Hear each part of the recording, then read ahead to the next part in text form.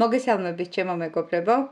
დღეს მინდა შემოგთავაზოთ ქათმის ნაგეცების უგემრიელესი რეცეპტი. ამისთვის დაგვჭირდება ქათმის ფილე, კვერცხი, წყალი, ფქვილი, მშრალი ნიორი, მშრალი ხახვი, პაპრიკა შებოლილი, მარილი და პილპილი.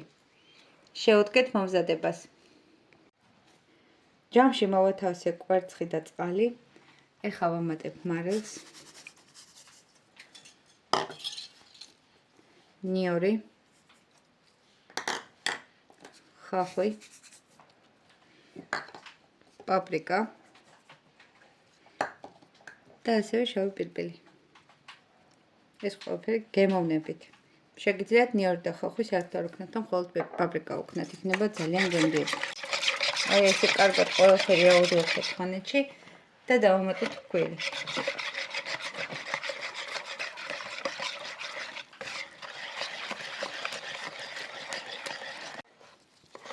აი ესეთი კონსისტენცია უნდა მივიღოთ.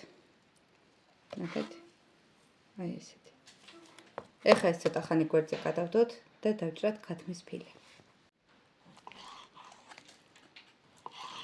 აი ესეთ ზომებას ვჭრი ქათმის ფილეს.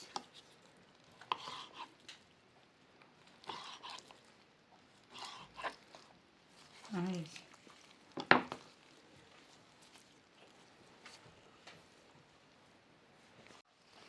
ფილე დავჭერი და ეხლა ფილეს გადავიტან ჩვენ მარინადში.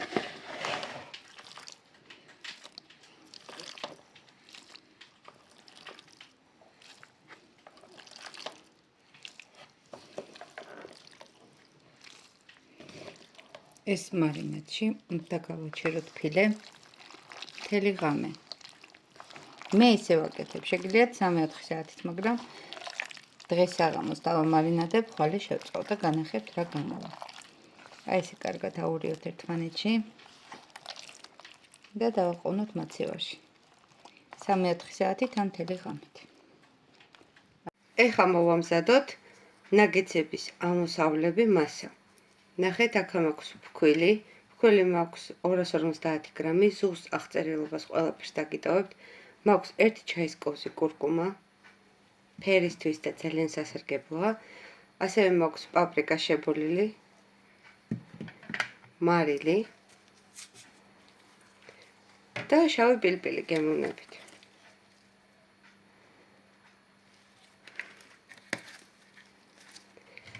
ეხლა ეს მასა ყველაფერი კარგად აურიოთ ერთმანეთში.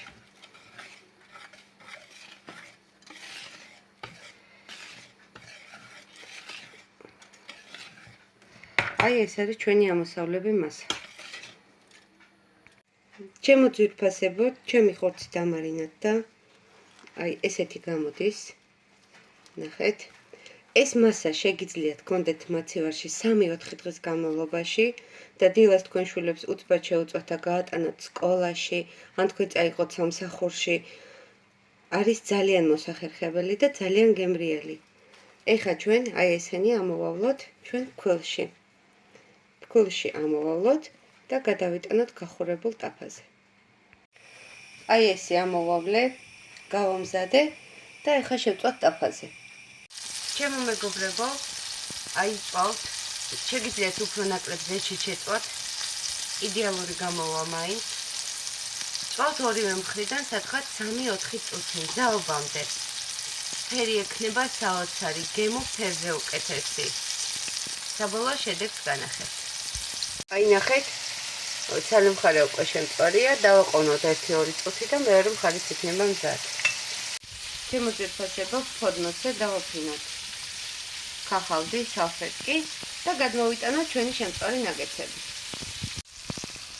აი გადმოგვაქვს ჩვენი ნაგეცები.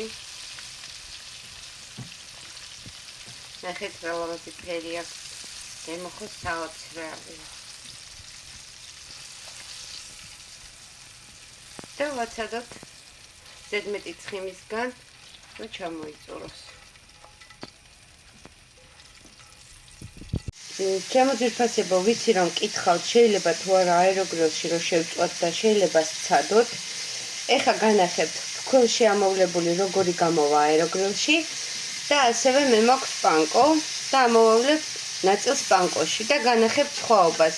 როგორ შეიწვება ფქვილში ამოვლებული და როგორ იქნება პანკოში ამოვლებული. პანკოში ჩვეულებრივად აი ესე კარგად ამოვავლებს.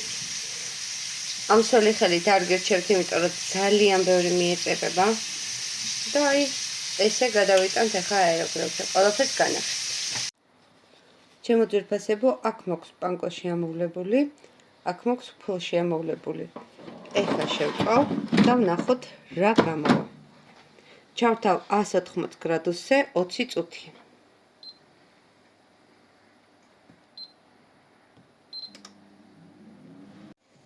აი ჩემო ძვირფასებო, ჩვენი ნაგეცებიც მზად არის. ეხლა მე ყველას ერთად გავამზადებ და გავსინჯოთ. ჩვენი ნაგეცებიც მზად არის.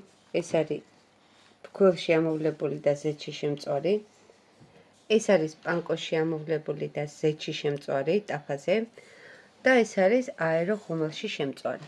ეხლა განახებთ ყველა როგორი გამოვიდა. ეს არის პანკოში ამოვლებული, აი ნახეთ. აი ნახეთ. აი ესეთია. ეს არის ფქვილში ამოვლებული, აი ნახეთ. ეს ნახეთ, პანკოში ამოვლებული მხოლოდ ზეთში შემწვარი. აი ნახეთ როგორი წვნიანია, მინდა ნახოთ.